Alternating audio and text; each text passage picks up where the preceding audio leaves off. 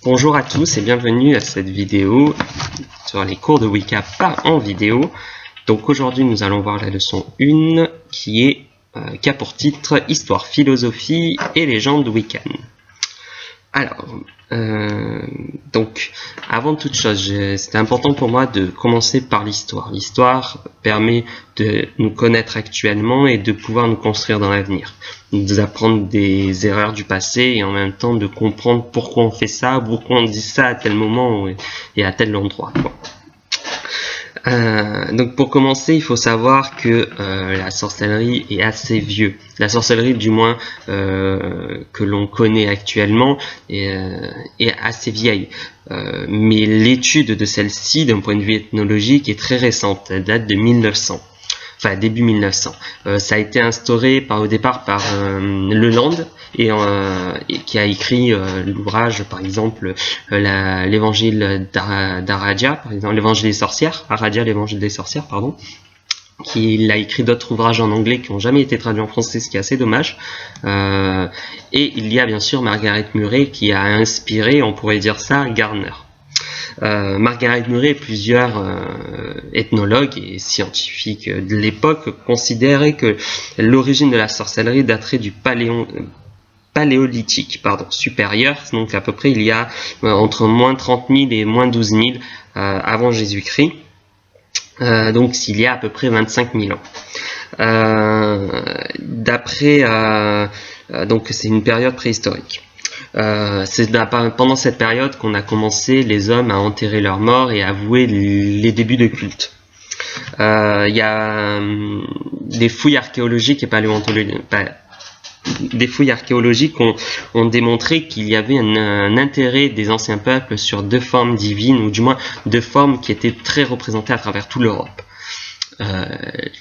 Une femme très potente, on va utiliser très belle, du moins la Vénus de Willendorf, qui est pour moi une représentation de la féminité la plus parfaite au monde, personnellement. Et la Vénus de Willendorf, par exemple, cette forme assez ronde, une divinité ronde, était présente à peu près partout en Europe. Et avec celle-ci, il y avait aussi une divinité cornue. Alors c'était soit un cerf, soit un taureau, soit un bison, parce que de l'autre côté de l'Amérique aussi, ils avaient ce principe de culte, qui était présent aussi à travers toute l'Europe. Cette divinité masculine et féminine ont été bien présents, peints, sculptés, etc. Et Margaret Murray et d'autres scientifiques en ont déduit l'idée que peut-être ces divinités ces figures étaient des divinités. Il y a quelques preuves qui montrent que celle-ci avait un culte particulier. Dans la grotte des Trois Frères, par exemple, il y a pas mal de peintures rupestres montrant des hommes déguisés en animal cornu, dansant avec un arc musical précisément, dansant, tapant du pied. D'autres représentations d'hommes aussi, toujours, parce que c'est l'homme qui peignait à cette époque-là, portant des cornes dans la tête ou des figures qui ont été matraquées de flèches contre un mur. On suppose que tous ces procédés étaient liés à des cultes et des rites particuliers pour permettre à l'homme de chasser plus facilement. Donc en étant l'animal, comprendre l'animal, et comprendre l'animal, pouvoir le chasser facilement et récupérer pour pouvoir se nourrir. En parallèle, les hommes qui étaient centrés sur la chasse, les femmes étaient centrées sur le foyer, le feu du foyer. Hestia, par exemple, Astia ou Hestia, divinité du foyer grec, toutes les divinités liées au foyer ont toujours été des femmes. Pourquoi? Parce que la femme conservait le feu domestique. C'est grâce à elle que l'homme pouvait survivre. Parce que l'homme cherchait la nourriture, certes, mais c'est la femme qui conservait le feu à l'intérieur. Et c'est elle, à force d'être plutôt sédentaire, qui a commencé à créer, on supposerait, les premiers cultes. Et c'est pour ça que la première divinité apparue est une divinité féminine. Les hommes préhistoriques avaient compris que la vie venait de la femme. Voilà l'idée. Le processus, on n'est pas sûr qu'ils le connaissaient, mais ils savaient que la femme pouvait donner à des moments donnés un enfant, un bébé humain. Donc automatiquement, ils ont considéré que la femme détenait ce pouvoir. Et entre elles, ont compris qu'elle détenait ce pouvoir. Et à partir de là, ils ont créé des premiers cultes pour conserver le feu, des secrets qui ont été enseignés entre femmes, comment conserver le feu, pour pas qu'il s'éteigne, etc., etc. Comment le faire, le créer aussi. C'est un savoir qui était lié à la sorcière, pas au sorcier, mais à la sorcière, celle qui connaissait la sage. À partir de là, ces cultes-là, ces deux groupes-là ont créé chacun de leur côté, on va dire, un culte personnel. Les hommes, très hommes, on va dire, chassaient l'animal, donc automatiquement avaient un culte vers un animal, alors que les femmes, elles, étaient dans le foyer, ne voyaient que d'autres humains, et donc automatiquement créaient un culte lié aux humains. À un moment donné, ces deux cultes-là se sont rencontrés, on va utiliser ce terme-là, et ont cohabité. La déesse et le dieu sont apparus, et c'est la base même de la Wicca.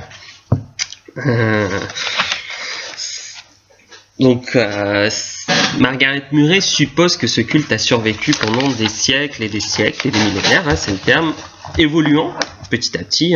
Les cornes de cerf deviennent des cornes de taureau, qui est devenu des cornes de bouc, de bélier, etc., etc.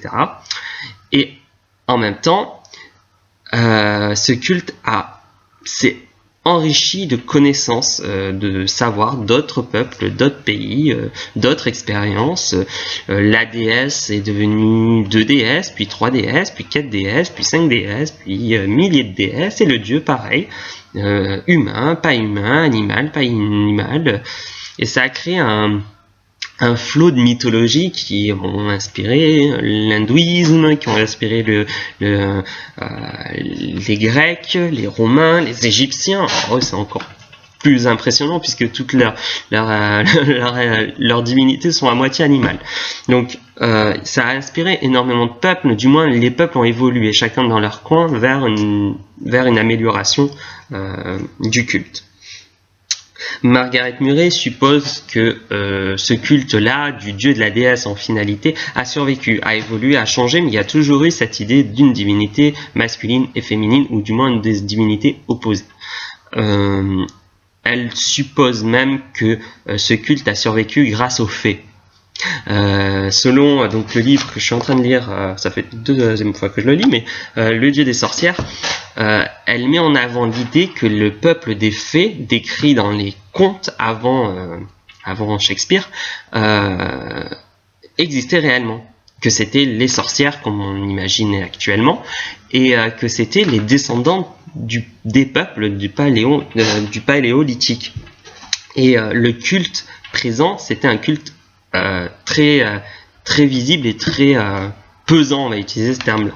Et donc ils sont restés entre eux, ce qui a permis de faire survivre la base de leur culte. Entre-temps, de l'autre côté, le culte a évolué, a grandi, des peuples ont créé des nouvelles divinités, ont divinisé des hommes humains qui ont vécu. Hercule, je suppose que ça a été un réel humain qui a vécu, qui a fait quelques exploits et qui a été divinisé, comme le Christ, etc., etc. Ça a duré donc pendant quelques temps, et cette société, en fait, ces sociétés-là, au départ, avant, c'est un peu divisé en deux. Le peuple patriarcal, le peuple matriarcal. On le voit avec le conte, enfin la mythologie de Thésée le Minotaure. Crète était un peuple matriarcal, c'était la femme qui avait le pouvoir. Le labris, la hache à double tranchant, était un objet féminin. Donc la femme portait cet objet, la femme dirigeait. À l'inverse, la Grèce était une société patriarcale. C'était l'homme qui dirigeait, c'était pas la femme. Et à un moment donné, la Grèce a pris le dessus sur le peuple crétois. Et pour symboliser cette prise de pouvoir, il y a le conte, le mythe de Thésée et du Minotaure. Thésée est arrivé en Crète, tua le Minotaure, donc la divinité en finalité de Crète, et impose en finalité les divinités grecques. Et de là, automatiquement, la Crète est devenue une société patriarcale. Les femmes ont perdu leur pouvoir et les hommes ont pris le dessus. Donc ça, pendant une grande période, ça a été un petit peu le bazar, on va utiliser ce terme-là. La déesse laisse sa place au dieu, qui laisse sa place à la déesse, qui laisse sa place au dieu, selon la géographie. C'était souvent, ça bougeait énormément, et on avait cette vision-là par rapport aux mythologies. Il y a toutes les mythologies, il y a des déesses et des dieux, des déesses plus fortes que des dieux, et à chaque fois qu'un peuple vainquait un autre, leur dieu était plus fort que l'autre, et automatiquement intégrait leur divinité dans leur culte, en disant qu'il était inférieur à leur dieu initial. Donc ça s'est vraiment créé petit à petit comme ça. Et ça a duré jusqu'en 371 après Jésus-Christ. Donc le christianisme devient à cette date-là la religion d'État. Donc l'Empire romain devient chrétien. En 391, c'est Théodose Ier supprime les dernières manifestations du paganisme officiel dans l'Empire. Donc il enlève tous les cultes qui étaient rendus officiellement par l'empereur, ou du moins Léo Placé. Il a tout supprimé, remplaçant par le christianisme. Donc ça a duré pendant une grande période. Il n'avait pas envie de créer une conversion de masse. Il voulait juste que ça s'adapte petit à petit. Et pour que ça s'adapte petit à petit, il faut que le gouvernement change de religion. Et le gouvernement a changé de religion. Donc le gouvernement était chrétien, mais le peuple restait païen. Il y a 2-3 clins d'œil en fait dans la série Kaamelott, d'Alexandre Astier, c'est assez marrant, où à un moment donné il continue à prier Mars alors que techniquement il doit être chrétien. Donc enfin c'est assez marrant, mais c'est ce qui se passait. Le peuple acceptait petit à petit la nouvelle religion, mais continuait avec les anciens cultes. Il ne voulait pas fâcher les dieux, c'est aussi ça. Voyant ça, l'Église, qui était faible à l'époque, quoique l'Empire romain quand même, mais qui n'était pas très aussi puissante qu'actuellement, a décidé de supprimer les croyances anciennes en les intégrant dans leur culte. C'est comme ça que le christianisme a récupéré toutes les fêtes de base mitraïques, les fêtes hellénistiques, les fêtes romaines. Rien que Noël, par exemple, ils ont intégré en fait dans leur culte les fêtes, les moments précis où les gens se rencontraient, et les lieux aussi. Le pape Grégoire Ier, donc qui a vécu en l'an 600 à peu près, le pape Grégoire Ier, il a fait construire les premières églises sur les anciens cultes, lieux de culte païens, afin que les païens continuent à aller dans leur lieu de culte, sauf que ce n'est pas le même lieu de culte. En Bretagne, on le voit énormément, même en France en général, les grandes églises, les énormes églises, sont toujours construites au-dessus d'un ancien lieu de culte. Et les anciens lieux de culte qui ne pouvaient pas construire par-dessus sont transformés en églises. Donc ou en petite chapelle, ou en tombeau de saint ou autre. Donc cette forme de conversion a duré pendant des siècles, mais c'était petit à petit, c'était pas violent, c'était vraiment dans l'optique d'essayer de faire intégrer à la population l'idée qu'il faut qu'ils changent de religion.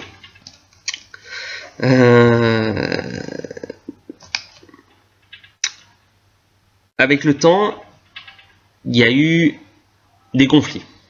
L'église devenait de plus en plus puissante, le peuple n'écoutait pas trop non plus, et continuait quand même à faire leur culte. Et à un moment donné, ça a pété, c'est le mot. Alors précisément, la théologie du culte unique a fait face à la théologie de polythéisme, le culte unique, donc du Dieu unique. Ils ont essayé d'intégrer des divinités, donc des saints, dans leur culte, comme faisaient à l'époque les Romains. Problématique, c'est que les gens continuaient malgré tout à vouer le culte, certes à la divinité saint machin ou saint machin, mais toujours avec les mêmes rites. On le voit actuellement avec le vaudou, par exemple. C'est vraiment l'exemple récent de ce qui s'est passé à l'époque. Les anciens cultes ont été repris à zéro. Enfin, on conserve les anciens cultes, mais on change le nom de divinité. Mama Brigitte, ou Baron Samedi, par exemple, ces deux représentations qui sont liées à un saint, mais qui ne sont pas, qui sont liées à un esprit ancien, mais qui sont liées qui ont été liées à un saint. Donc, officiellement, le premier procès en sorcellerie a eu lieu en 1235 à Trèves. Donc ça date d'un petit peu de temps, mais la personne n'est pas morte. La première sorcière à avoir été brûlée fut brûlée à Toulouse, précisément en 1275. C'était les premières cibles de l'église. Les sorcières, en fait, ce qu'on appelle actuellement sorcières, étaient les prêtresses de l'ancien culte, qui a été un petit peu modifié en 1000 ans, ça a été quand même pas mal modifié, et c'était les fées des contes. Ces femmes connaissaient, savaient, et ces hommes aussi, connaissaient, savaient, et avaient une connaissance particulière des plantes, savaient un minimum d'astronomie, etc., etc. Problématique, ça a créé un conflit. L'église, beaucoup de gens allaient voir ces femmes-là et ces hommes-là au lieu de l'église, et automatiquement l'église les accusa en premier de pacte avec Satan et d'hérésie précisément, et ils ont commencé à les brûler en chaîne. Donc la première sorcière fut brûlée à Toulouse en 1275. Et c'était les premiers massacres. Après, il y a eu les cathares, il y a eu tout ce qui était mouvement pas chrétien, mais pas catholique, mais un peu chrétien, tout ce qui a été les gnostiques, les machins, ils sont tous passés, ainsi que l'ordre du temple, donc les fameux templiers.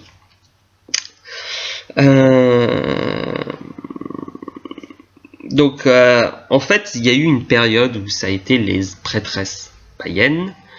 Suite à ça, il y a eu une période où c'était les hérétiques, donc ça veut dire les templiers, tout ce qui était chrétien sans être chrétien, ou du moins les personnes qui étaient plus spirituelles que religieux, on va utiliser ce terme-là. Et après, quand ça s'est fini, l'église a changé de cible à nouveau. Et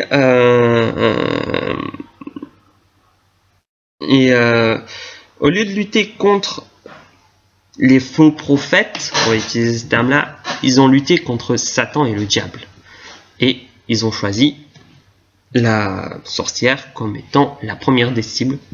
Ils sont revenus à zéro. Et donc, la sorcière, première cible, elle pactise avec le diable. Elle sacrifie des enfants à lui. Il y a plein de choses qui lui sont accusées.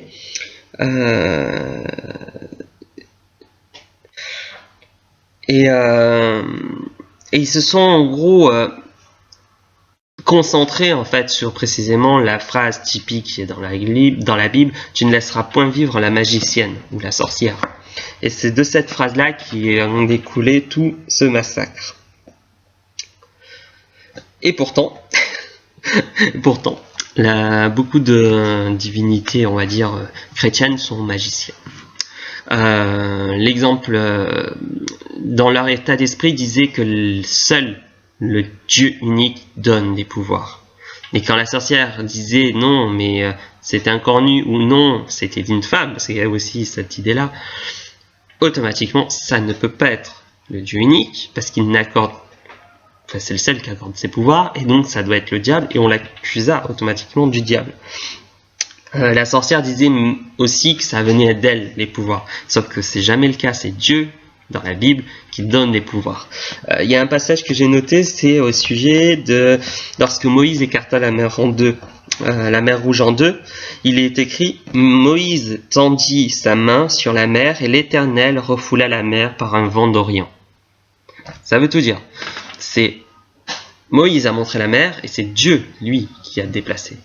Alors que les sorcières disaient, enfin, pas par rapport à des miracles comme ça, mais quand elles faisaient des choses, c'était leur pouvoir qui a été donné par telle divinité. Alors que pour enfin les chrétiens, pas que les chrétiens, mais les chrétiens dans ce cas-là, c'est Dieu. Je demande à Dieu et Dieu exécute. Alors que la sorcière, c'est je demande, j'exécute énergétiquement, mais on me l'a offert ce cadeau.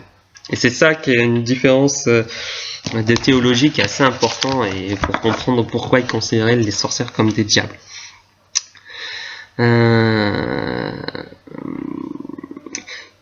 Il y a eu après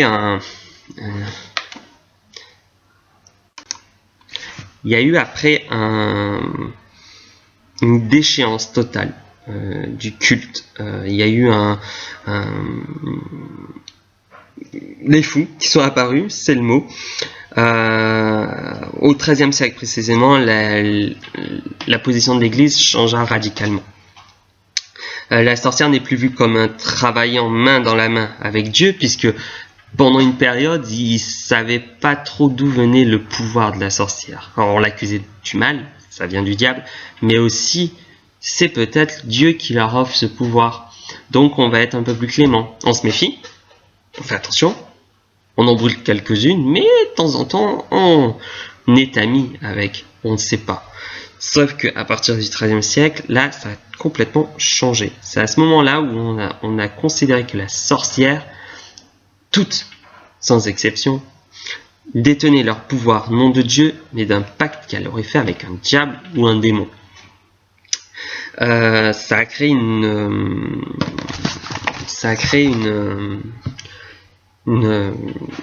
phobie totale. L'Église catholique considérera automatiquement que les sorcières se réunissaient en des sectes pour pouvoir détruire le christianisme à tout prix. Aucune preuve n'a été faite par rapport à ce genre de groupe, mais c'était vraiment leur phobie, la peur vraiment de perdre leur pouvoir, puisque ils voyaient que ces sorcières avaient quand même un minimum de pouvoir, elles arrivaient à faire certaines choses, et donc automatiquement ils se méfiaient énormément. Et cette méfiance a créé le problème qui s'ensuivit. Le pape Jean XXII, en 1326 précisément, décida officiellement de dire que la sorcellerie est une hérésie. Et qu'en finalité, on peut brûler et tuer toute personne qui pratique la sorcellerie puisque c'est une hérésie. Mais c'est réellement quand... Alors ça a mis du temps, hein. C'est comme je disais, c'était la période où les gens... voilà, on sait pas trop, donc on en brûle une ou deux, mais on reste à côté au cas où. C'était à partir de 1484 où vraiment il y a eu le début du grand massacre qu'il y a actuellement. Alors c'est à cause... parce que c'est vraiment le mot à cause d'un pape précis et très connu, c'est Innocent VIII qui ordonna par une bulle papale de débarrasser la terre de toutes les sorcières. Les sorciers, démons, chats noirs, tout ce qui était attrait au diable. Et ça a commencé. Donc en France, en Allemagne, surtout, en Angleterre. Alors, à chaque pays, il y avait sa spécialité. En France et en Allemagne, on brûlait énormément les gens. C'est un délire très français, hein, on brûle les gens. C'était vraiment typiquement français au départ de brûler les gens. Après, on a trouvé d'autres méthodes de torture qui étaient assez gore. Et en Angleterre, par contre, c'était essentiellement de la pendaison. Les sorciers, je crois, il n'y en a pas eu, ou ils sont rares, les sorcières qui sont morts sur un bûcher en Angleterre. C'est souvent côté français, allemand. Alors, allemand, il y en a énormément. Mais côté français, enfin côté anglais, il n'y a eu que des pendaisons, essentiellement. La bulle papale passée, en 486, le Malleus Maleficarum est sorti, a été publié. C'est un ouvrage qui est une forme de bible du chasseur de sorcières. Tout est dit, tout est expliqué, comment reconnaître une sorcière, comment lui faire avouer des trucs, des techniques de torture, sont précisées dedans. C'était à la base un ouvrage pour aider les inquisiteurs à bien choisir qui étaient des sorcières. Sauf que cet ouvrage fut écrit par 2 personnes précisément qui étaient machistes, on va utiliser ce terme-là, mais au niveau maximum en fait. C'était vraiment les femmes, énormément des femmes. C'était assez présent, comme dans cet ouvrage, c'est assez présent cet état d'esprit où la femme est mauvaise. La femme, dans la Bible, c'est elle qui a goûté à la pomme, c'est elle qui a écouté le serpent, et donc c'est de sa faute qu'on est sur terre et non dans le paradis terrestre. Donc de ce fait, c'est à cause de la femme, donc elle a avoué un culte au diable, etc. Enfin, c'est vraiment parti assez loin. Et ça a commencé les massacres, et ça a commencé par les femmes. Au départ, les femmes qui étaient isolées, celles qui étaient un peu bizarres. Après, il y a eu les nobles. Il y a eu pas mal de nobles, mais bon, avec un petit peu d'or et hop, on n'entendait plus parler, enfin pendant une période. Et puis petit à petit, comme ça a commencé. Et ça a été une dizaine, des centaines, des milliers. Ça a été à la suite. Je crois même qu'on pourrait dire que c'est le plus grand génocide au monde, parce qu'il y en a eu tellement qu'on n'arrive même pas à calculer le nombre exact. On a des listings classiques les plus connus, mais on connaît pas réellement le chiffre. C'est énormément. Il y a des descriptions dans des ouvrages allemands qui expliquent que certaines villes ils ont tellement brûlé de sorcières en même temps qu'il était impossible de respirer, que les gens de la ville ont dû déménager tous. Il y a vraiment des descriptions assez terribles, et c'est assez horrible de comprendre ça et de voir ça, quoi. Donc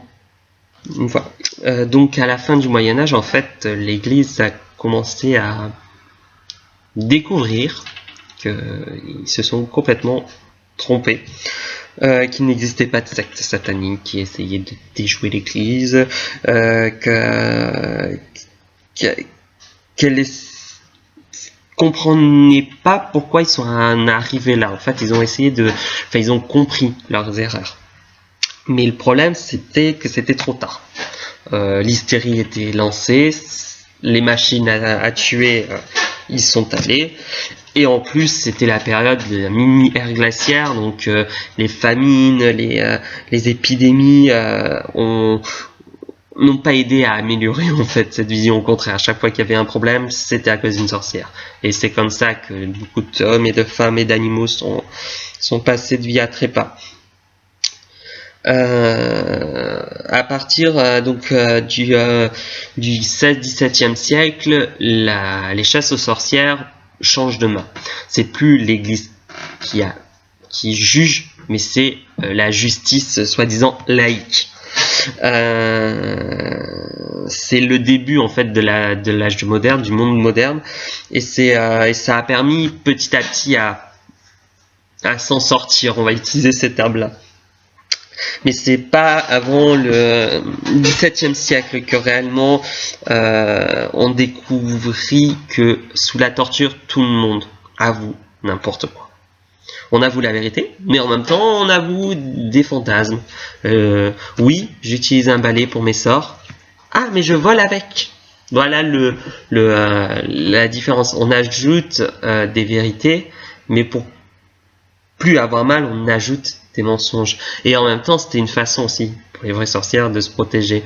Au moment où elle lâchait quelque chose, par exemple, hop, le prénom de quelqu'un, elle disait c'est le nom que le diable lui a donné. Hop, et voilà, elle a protégé la personne. C'est des secrets, des choses ont été vraiment oralement dit et été modifiées entre temps.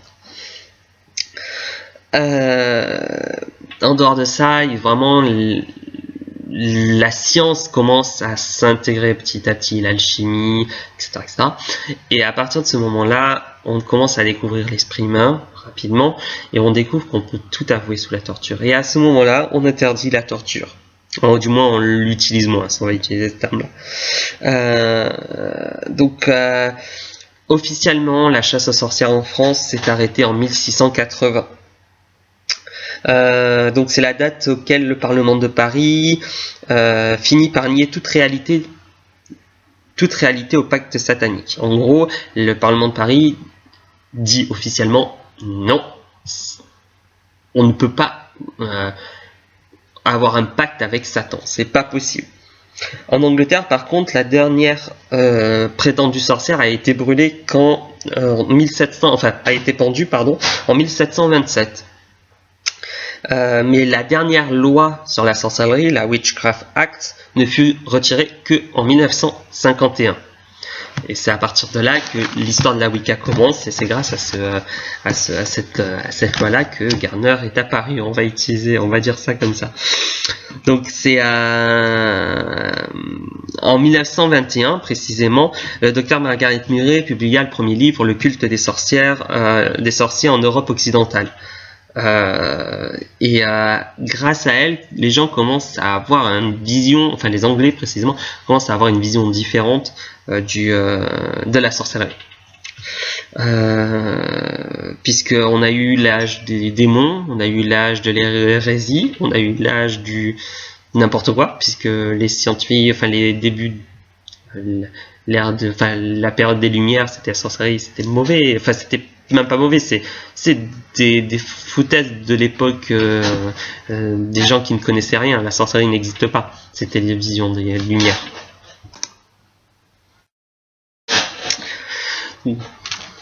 Donc voilà.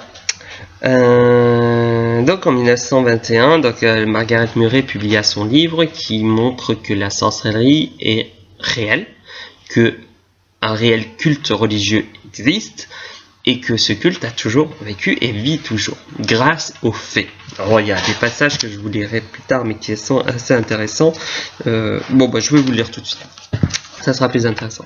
En fait, Margaret Murray met en place l'idée que les fées, en fait, sont les sorcières, ce qu'on appelle actuellement, nous, des sorcières, des Wiccans, en gros. La Wicca, le mot Wicca est récent, mais dans l'état d'esprit. Et que c'est grâce à elles eux, parce que ces fées pouvaient être mâles et femelles, que le culte est survécu. Et précisément, le culte au dieu cornu et à la déesse.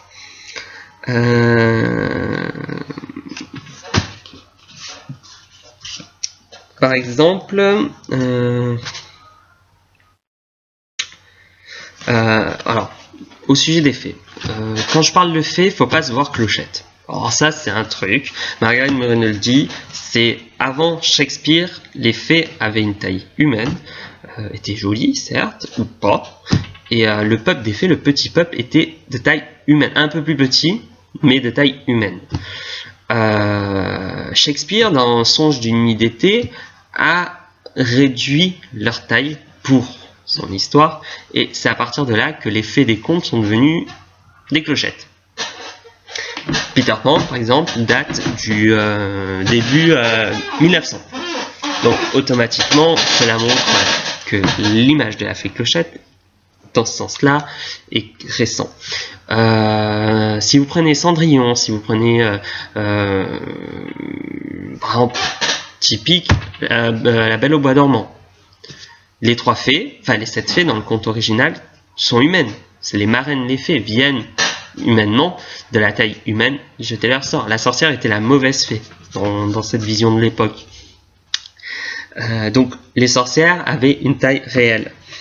Et nos ancêtres, les fées, les sorcières et les fées, avaient une taille réelle. Et les fées sont pas gentilles.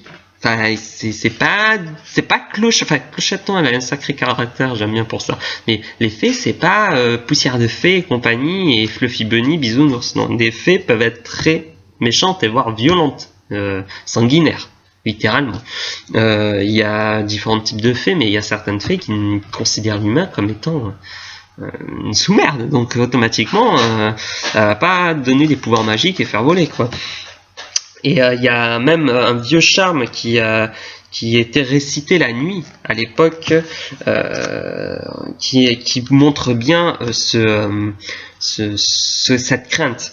Alors le cham dit « Saint Francis et Saint Bénédicte écartent le pouvoir maudit, le cauchemar et le gobelin, qui a nom Godfellow Robin, garde-nous des mauvais esprits, fées, belettes, rats et furets, depuis l'heure du couvre-feu et jusqu'à l'aube suivante. » Rien que ça. Garde-nous des mauvais esprits, fées, belettes, rats et furets. Donc, la fée était considérée comme nuisible, littéralement. Et ça montre bien cette vision-là. Précisément en 1600, lors d'un interrogatoire, Fairfax, donc une personne, Fairfax dans sa traduction du Tasse, assimilait encore les fées aux furies et aux fantômes. Un passage dit « Les furies hurlent, les fantômes et les fées crient ».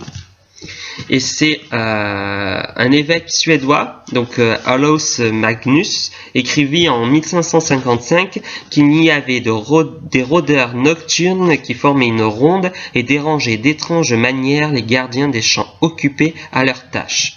Pour toutes sortes de spectacles prodigieux et merveilleux, les habitants des environs appellent ces jeux nocturnes de monstres, danses des elfes et des fées. Donc, pour vous dire, il se méfiait énormément. Et il y a beaucoup de textes, enfin, dans ce qu'elle parle Margaret Murray, le fait de Robin des Bois. Dans sa recherche, en fait, elle a découvert que le mythe, parce que c'est un mythe de Robin des Bois, découle en fait de Robin Godfellow, qui est en fait le dieu des elfes. C'est du petit peuple, donc il est représenté corps nu, etc. Et Robin est toujours avec 12 amis. Bizarrement, on a un coven entier. Et donc voilà. Donc selon Margaret Murray, Robin des Bois était une représentation dans le conte d'un grand prêtre comme Robin Godfellow, qui est le dieu en finalité. Donc la vision de la sorcellerie a énormément changé grâce à Margaret Murray, et je pense que c'est important que chacun le lise. Ces ouvrages, il y a quelques-uns qui ont été traduits en français, on peut en trouver en e-book, mais je pense que c'est une grande dame qui est égyptologue, et une des premières femmes à avoir été diplômée de doctorat, égyptologue et ethnologue, folkloriste. Elle a vécu une centaine d'années quand même, donc c'est une personne à connaître, du moins ses ouvrages sont à connaître. Donc suite à ça, en 1921, donc Margaret Murray publie ce premier livre et d'autres qui ont suivi. En 1951, la dernière loi de la sorcellerie est abrogée en Angleterre, et ce qui a permis une liberté plus totale au niveau des sorcières. Beaucoup de personnes apparaissaient à la presse: je suis sorcière, je suis voyante, je suis médium, puisqu'à l'époque tout ça était officiellement interdit. Toutes les sorcières d'Angleterre ont commencé à faire leur coming out, et c'est en 1954 que Garner écrivit le livre Witchcraft Today, sorcellerie d'aujourd'hui, qui a été traduit par Hamet, et vous pouvez le trouver sur lulu.com. Et cet ouvrage dit: ce que Margaret Murray a théorisé dans ses livres est tout à fait vrai. La sorcellerie était une religion et l'est toujours. Je sais parce que je suis moi-même une sorcière. C'est bon, toujours plus. Et par cet ouvrage, il a démontré, avec les aides de recherche de Margaret Murray et avec ce qu'il a vécu, que la sorcellerie était toujours vivante. Et il donne des pistes, en plus de ceux de Margaret Murray, sur certains trucs. Dans son ouvrage, en fait, il explique que l'art était encore bien vivant, même de nos jours, enfin de son jour à l'époque, mais très clandestine. Donc il explique qu'il a été autorisé à diffuser cet ouvrage avec l'accord de son coven, et grâce à celui-ci, ça a permis à d'autres coven de sortir, d'autres sorcières de sortir, et aussi à lui d'être contacté par d'autres personnes. Ça a créé vraiment un engouement, et il était très heureux de voir que les gens s'intéressaient à ça, parce que Pour la petite histoire, dans son coven, ils étaient très peu nombreux et ils étaient tous très vieux et commençaient petit à petit à mourir. Et lui paniquait un petit peu en se disant est-ce que ça va durer? Est-ce qu'on va pas mourir nous? Enfin, notre culte actuel qu'on a créé entre parenthèses, parce qu'il date de plus longtemps, mais enfin, est-ce que leur culte, ce culte-là, va survivre? Et c'est à partir de là qu'il s'est ouvert, avec l'autorisation du couvent, et a publié tous ses ouvrages. Et en même temps, il a essayé de diffuser tout en gardant secret, parce que ce qui est sacré est secret, ce qui est secret est sacré. Et ce qu'il a fait, c'est qu'il a fait en sorte de créer ce qu'on appelle le secret. Il a publié pas mal d'informations, mais le secret est resté. Car comme il disait souvent, qui vous dit que la persécution ne risque pas de revenir? Et il n'a pas tort. On a beau être ouvert dans notre société actuelle, on voit de plus en plus, surtout à notre époque, que c'est de moins en moins le cas. On est de plus en plus fermé. Et donc voilà.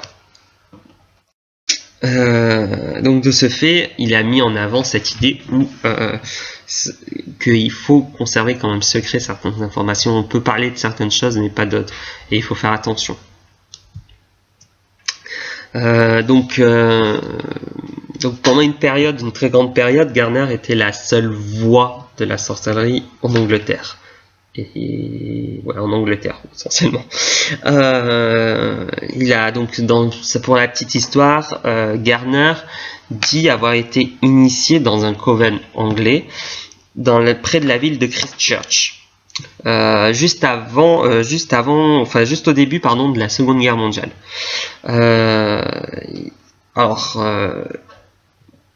Donc il a été attrapé, on va dire, dans un théâtre rosicrucien où il faisait partie et où il a vu qu'il y avait un petit groupe qui parlait entre eux. Voilà. Et il s'est rapproché d'eux et en discutant, en fait, le groupe a dit « Ah, mais tu savais que t'es une sorcière, toi ?» Et en fait, ce groupe-là lui ont expliqué un petit peu leurs idées, leurs pratiques, et Garner a bingo, il a foncé. Et à force de travailler, d'étudier, il a été amoureux de la Wicca et il a voulu à tout prix publier un ouvrage sur celle-ci, sur ce couvent. Le couvent a au départ refusé, mais a accepté sous certaines conditions. Avant 51, bien sûr, toute cette histoire-là se passe avant 51. La condition principale, il fallait que ça soit un roman, pour éviter d'avoir de problèmes au niveau de la Witchcraft Law, enfin Witchcraft Act, parce qu'ils se méfiaient encore de cet acte-là, puisque peu de temps avant, il y a eu des médiums qui ont été enfermés pour avoir pratiqué la médiumnité. Donc, se méfiant de ça, il a écrit son premier ouvrage en 49, qui s'appelle White Magic Head, avec l'aide de la haute magie, que vous pouvez trouver sur lulu.com, qui a été traduit par Toff et un de ses amis. Il a été traduit en 2011, donc vous pouvez le voir. Je l'ai lu, c'est intéressant pour avoir cette idée-là. Mais il a fallu attendre 5 ans pour convaincre le couvent et que le Witchcraft Act soit annulé pour écrire un livre officiel non romancé sur la pratique de la sorcellerie, et c'est le Witchcraft Today, sorcellerie d'aujourd'hui, qui a été publié en 54. Suite à ça, en fait, en 59, il écrit un troisième livre qui s'appelle The Meaning of Witchcraft. Ça a été traduit par Sorcellerie et que vous pouvez le trouver aussi sur lulu.com, qui est sorti en 2012.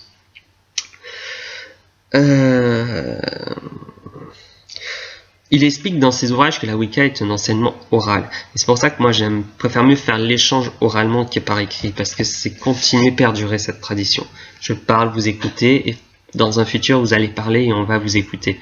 Et on évolue comme ça. Par l'écrit, on a du mal à... Enfin, c'est intéressant l'écrit, je dis pas le contraire. Au contraire, il faut lire, mais il faut aussi parler. Ça, c'est important. Lire, ça fait travailler les yeux. Parler, ça fait travailler la bouche et les oreilles.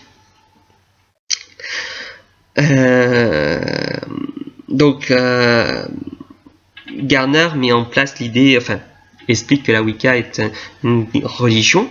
Avant tout, il utilise le terme religion, je précise bien, religion, relégué, relié.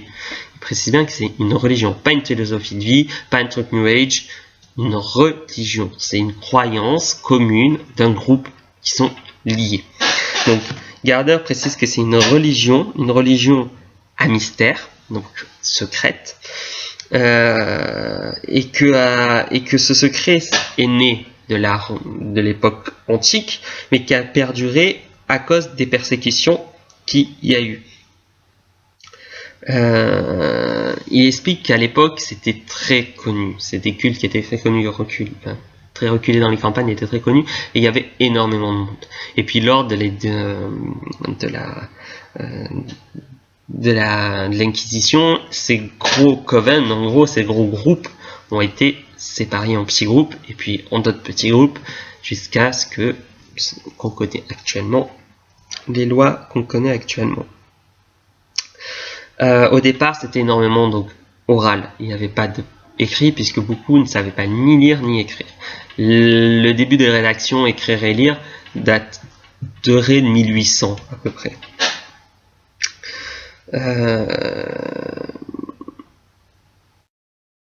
À cette époque, les premiers écrits sur la magie dateraient de 1700. Donc encore pendant la période inquisitoriale, donc on suppose, Gardner dit que à cette époque, les sorcières transcrivaient leurs rituels et leurs enchantements dans un journal, un livre qui était caché, qui était dans l'ombre. Et avec le temps, celui-ci prit le nom de livre des ombres. Va me chercher le livre qui est dans l'ombre, va me chercher le livre qui est caché, et automatiquement ça a donné le livre des ombres. Les livres a été ensuite copié et recopié de sorcière en sorcière. Le livre original était enterré ou brûlé avec la sorcière originale, et l'autre perdurait. Ce qui permit aux écrits de vivre plus longtemps que l'ouvrage en lui-même. Il y avait très peu de monde qui savait lire et écrire, et donc faisait partie de l'enseignement de la sorcellerie pour l'époque. La mère enseignait à son enfant à lire et à écrire pour comprendre ses formules, ses rituels. Donc, c'est cette transmission orale et par écrit, donc en rédigeant le livre des ombres, c'est une transmission qui se fait. Si on reçoit quelque chose, c'est comme un cadeau. On prend, on récupère, on peut aimer ou pas. Alors qu'une transmission, c'est faire en sorte que ton pouvoir agit comme il faut. Donc par cette transmission, le livre par cet idéal est transmis donc de personne en personne. Avec le temps, le livre des ombres a été copié, recopié, recopié, et entre temps, au bout des fil des années, des erreurs se sont ajoutées dans ce livre. Des fois c'est des erreurs au niveau des noms, des fois au niveau du rite en lui-même.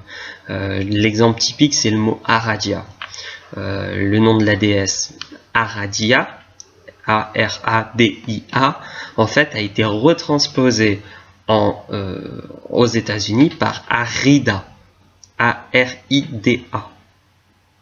C'est vraiment l'évolution du mot Aradia, Arida. Parce que dans la prononciation, la personne le prononçait comme ça, et donc les personnes, quand ils l'ont recopié phonétiquement, et ça a donné ce mot-là. Comme Io Evoe, en version américaine, il me semble que c'est Evo. Donc vraiment, le mot en lui-même ne change de tout au tout. Donc les erreurs se sont intégrées et donc a fait évoluer la pratique. Et plus on avance dans le temps, plus il y avait d'erreurs. Jusqu'à la révolution de l'informatique où maintenant on fait copier-coller et on transmet le livre des ombres via mail et on recopie à la main après.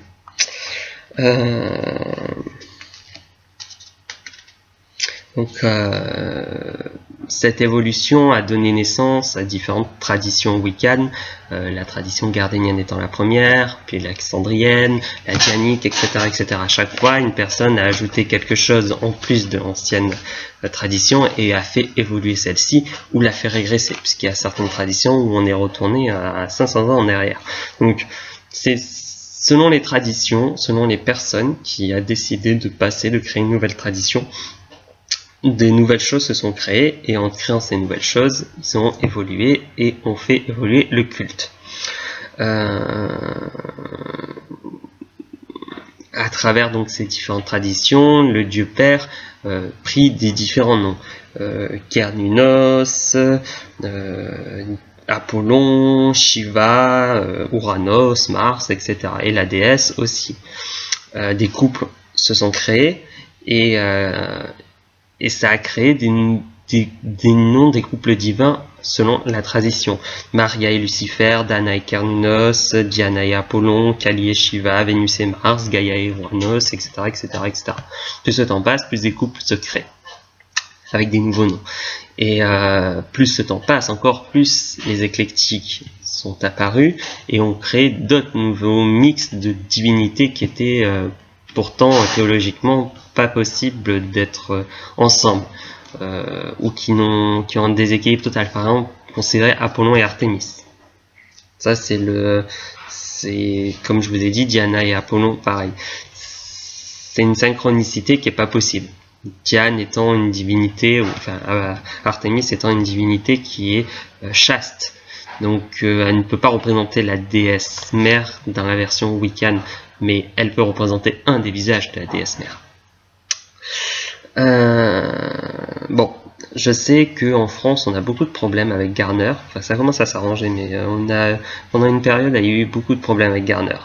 C'est pas une personne qui fait l'unanimité, pardon. La question récurrente en premier lieu, c'est est-ce que Garner a créé la Wicca? Oui ou non? Non, il n'a pas créé à proprement parler. Oui, il a créé des rites. Moi, je suis dans cette optique-là. Garner s'est inspiré ou a vécu une expérience importante qui se rapproche de ce qu'on appelle Wicca actuellement et qui a évolué, qui a changé, qui est devenu, il a ajouté sa patte en finalité là-dessus. Doreen Valiant est venu et a ajouté sa patte aussi, ce qui a créé la tradition, ce qu'on appelle actuellement gardénienne. Mais je ne crois pas que Garner ait créé la Wicca, mais je crois qu'il a créé la tradition gardénienne. C'est ça l'idée.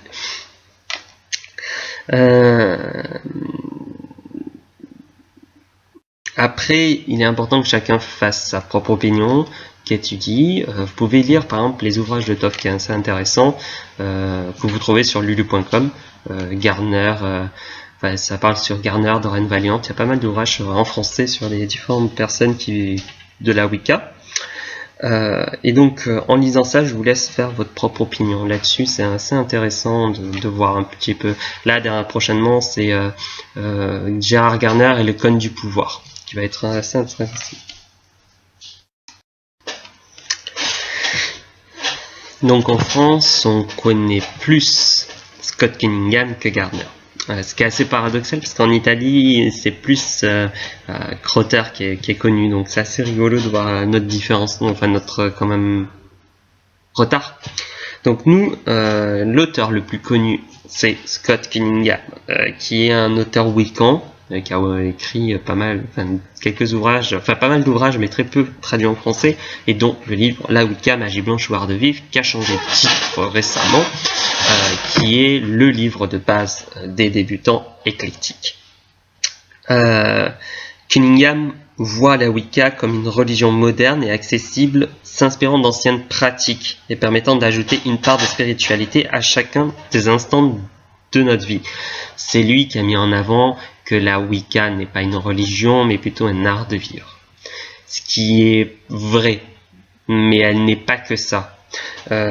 Problématique dans la Wicca, c'est que beaucoup croient que la Wicca c'est quelque chose, c'est un fast-food où on met tout ce qu'on veut, que un Wiccan ne prie que les dieux et ne pratique pas la magie. Or, la magie fait partie de la Wicca, et un Wiccan qui pratique pas de la magie, c'est un néo-païen, mais c'est pas un Wiccan.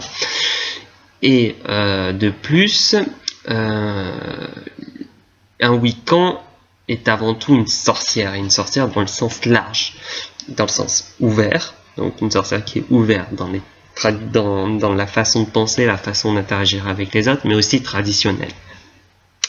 Cunningham, lui, a essayé de rendre la Wicca plus accessible, puisqu'il a vécu dans une période où l'Amérique était très ouverte, et où beaucoup de personnes s'intéressaient aux arts occultes, beaucoup de personnes à la Wicca, puisqu'ils avaient lu les livres de Garner, etc., et voulaient être initiés, sauf que les initiations se faisaient pas comme ça, ils ne sont pas comme ça, et les couvents étaient très rares. Donc il a créé ces livres à l'usage des débutants, afin de s'inspirer de cette pratique, d'avancer, d'étudier par soi-même la Wicca, et en finalité, il espérait créer sa propre tradition, et c'est ce qu'il a fait. Hélas, on n'utilise pas le mot cunninghamien, mais moi, c'est parce que c'est compliqué à dire, mais c'est généralement cette idée. La tradition éclectique, vue comme on la voit actuellement en France, c'est une tradition cunninghamien. Donc scottien, si on veut, scottian, ça serait plus joli. Une tradition scottienne de Scott Cunningham. Pour moi, cette tradition est intéressante pour commencer, pour débuter. Bon, je suis semi-traditionnaliste, donc c'est peut-être pour ça, mais pour moi, il est bien de débuter avec Cunningham, d'étudier, mais ne pas s'arrêter à lui. Le problème, c'est que des personnes lisant un livre de Cunningham se disent Wiccan, alors que techniquement, on devrait plutôt utiliser le terme de sorcière et pas Wiccan, et se dit automatiquement grand maître, prêtre, et s'auto-initie au 2e et 3e degré, alors qu'il n'y a pas d'intérêt. Donc, c'est pour ça. Je pense qu'il faut faire preuve de recul par rapport à Scott Cunningham. C'est intéressant, j'ai commencé grâce à lui, j'ai commencé à comprendre la Wicca et étudier celle-ci grâce à lui. Mais c'était pas ma seule lecture. J'ai pu me développer sur d'autres lectures, et à l'époque il y avait très peu de livres traduits, de Witchcraft Today n'était pas traduit, donc c'était assez difficile. Mais avec le temps, les rencontres, des personnes qui parlaient, qui étaient bilingues, qui avaient lu, qui m'expliquaient comment ça fonctionnait, je me suis intéressé, j'ai un peu travaillé mon anglais, et maintenant je lis pas, mais j'intègre pas mal d'informations en anglais. En France, la Wicca est pas vraiment reconnu, puisque l'État ne reconnaît aucune religion. Mais aux États-Unis, c'est considéré comme une vraie religion. Dans presque tous les États des États-Unis et dans pas mal de pays. Par exemple, en Canada, c'est considéré comme une religion officielle. Et aux États-Unis, c'est même présent dans l'armée. Donc, pour vous dire que c'est vraiment très très présent. Au Canada, donc en 2002, pour la petite information, le service correctionnel du Canada recensait 25 Wiccans et 77 en 2007. Je précise. La Wicca est présente partout. Dans les villes, dans les champs, dans l'armée, on voit pas, dans l'armée, et aussi en prison. Et oui, dans les prisons américaines, il y a des Wiccans, et dans les prisons canadiennes, il y a même eu, qu'il y a quelques mois de ça, ou l'année dernière, une grosse polémique par rapport au fait que des Wiccans en prison souhaitaient utiliser l'atamé pour la rite, sauf qu'ils ont été interdits puisqu'ils sont en prison, on ne peut pas utiliser d'armes. Et donc, il y a eu toute une polémique autour de ça. C'est assez complexe. Mais oui, en effet, il y a des personnes qui sont présentes, qui sont Wiccans, et au départ en 2002 il y en avait 25 Wiccans officiels, et en 2007 77. La population de Wiccans a évolué au Canada et aux États-Unis.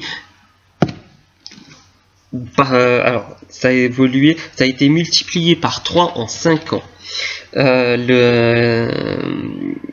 Par 3 en 5 ans, donc ça veut dire que le nombre de Wiccans est de plus en plus élevé. Tout ça grâce à la Wicca éclectique. Je précise bien, là je englobe toutes les traditions éclectiques, traditionnalistes ou autres.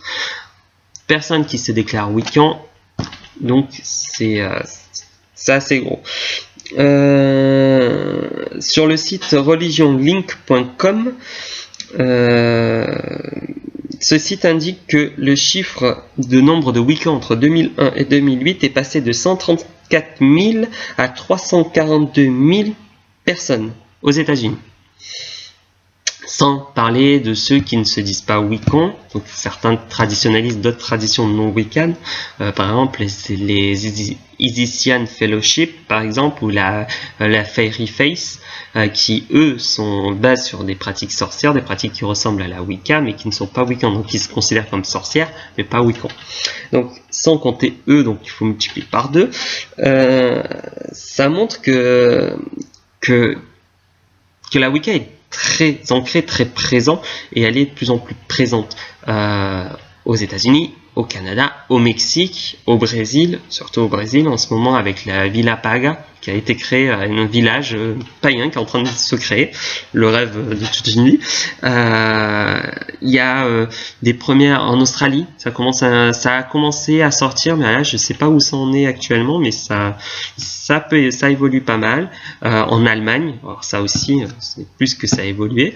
En Italie, alors ça il y a de plus en plus, en fait il y a de plus en plus de fans de charme, et donc de plus en plus de personnes s'intéressant, et donc de plus en plus de personnes qui s'intéressent sérieusement. En Angleterre, bon, ça fait partie de leur histoire, et en France, on est un petit peu en retard, parce qu'on est très méfiant de ce qui est anglo-saxon, alors que ça fait partie de notre histoire. Donc voilà, donc là, le nombre de Wiccans évolue de plus en plus, et je crois que ça va évoluer encore. Il y avait une étude que j'avais lue il y a quelques années, enfin il y a 1 an ou 2, qui disait que le nombre de Wiccans, enfin de néo-païens, donc pas de Wiccans, mais de néo-païens dans le monde est égal au nombre de chrétiens lors de ses premières années de vie, entre parenthèses. Donc ça montre que c'est en extension, et on comprend un peu.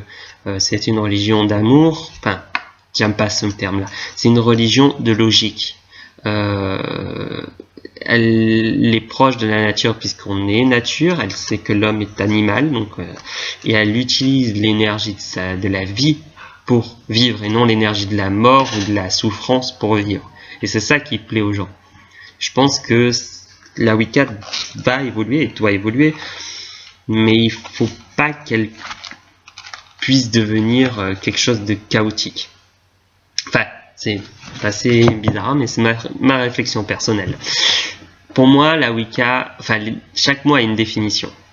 Je suis sorcière, puisque c'est le terme. Je suis Wiccan aussi.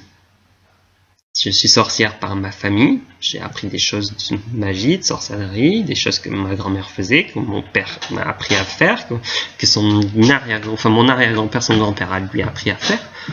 Je suis sorcière, je suis sorcier, je suis magicien, ça oui, mais je ne suis pas Wiccan de nature. J'ai étudié la Wicca, j'ai été initié, et donc là je suis Wiccan. Et c'est ça la différence. Actuellement, on utilise le terme Wicca pour Wiccan, en gros, Wicca est devenu le synonyme de sorcellerie, sauf que c'est pas le cas. La Wicca est une religion à mystère. Donc, qui veut dire religion à mystère dit religion à initier, donc à être initié pour. Donc, il faut être initié pour être Wiccan. Le secret, sacré, sacré, secret. Et de ce fait, vu qu'il faut être initié pour être Wiccan, si on n'est pas initié par quelqu'un, puisque c'est l'idée de la religion du mystère, si on n'est pas initié par quelqu'un, on ne peut pas être considéré comme Wiccan. Cunningham a ouvert cet état d'esprit différemment. Donc pour lui, un Wiccan est une personne qui suit l'orthodoxie, donc la croyance juste, la déesse et le dieu, etc., au lieu de l'orthopraxie, la pratique juste, en somme, être initié par quelqu'un. Donc c'est un grand débat entre qui a raison, qui a tort. Je pense que tout le monde a raison et tout le monde a tort. Moi, ma définition de Wiccan se passe comme ça. Je pense qu'on est Wiccan tant qu'on est dans l'état d'esprit qu'un jour on se fera initier. Si on ne se fait pas initier, c'est qu'on ne veut pas être initié, on ne veut jamais d'être initié, on n'est pas un Wiccan. J'ai commencé en tant qu'éclectique, Cunningham, je le remercie énormément d'avoir existé, d'avoir publié ses livres parce que ça m'a aidé. Je m'étais auto-initié, j'ai tenté des expériences, j'ai avancé, puis entre-temps, j'ai choisi de prendre une autre voie, d'avancer sur autre chose, d'être initié. J'ai été initié, et j'ai trouvé ça merveilleux, et je me suis dit, c'est ça la vérité, c'est différent. C'est des pratiques différentes.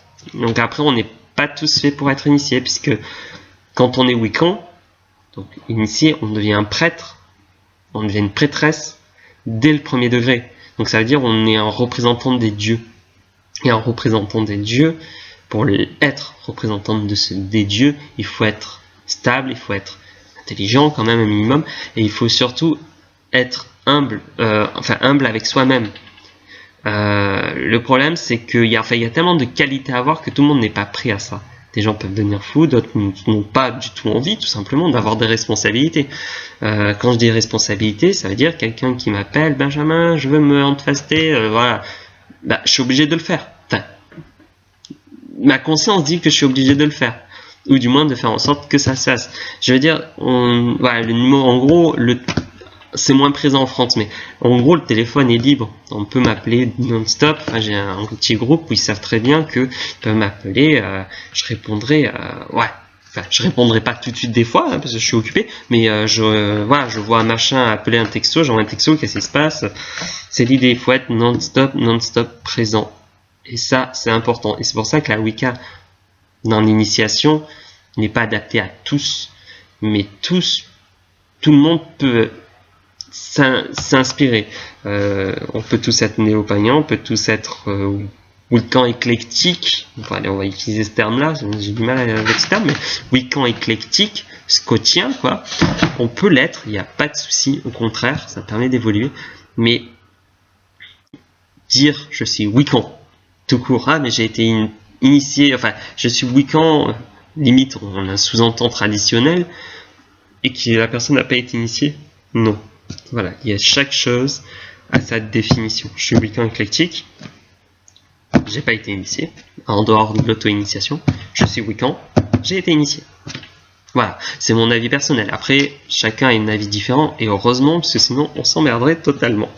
Donc voilà, c'était juste pour conclure cette petite vidéo qui doit durer un petit bout de temps. Donc, j'espère que cela est clair, et si vous avez des questions, n'hésitez pas à m'appeler, à me Facebooker ou à envoyer un mail. Alors je vais essayer d'intégrer là, et si c'est pas intégré, bah, ça sera dans les commentaires. Voilà, merci beaucoup.